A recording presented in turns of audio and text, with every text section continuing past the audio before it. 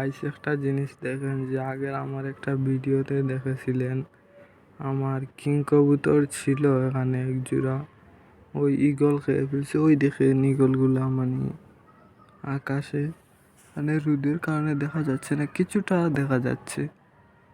দেশি কবুতর হোক যে কোনো কবুতর হোক এগুলা ধরে নিয়ে যায়। ওই যে একটু কালো দেখা যাচ্ছে না, ওই যে এদিকে আরো আছে, ওই যে কয়েকটা দেখা যাচ্ছে, দেখতে পাচ্ছেন? 5 থেকে 6টা আছে, সময় মতো 10-12টা হয়ে যায়। দেখলে কবুতরগুলা ভীষণ ভয় পায়, মানে নামতে চায় না।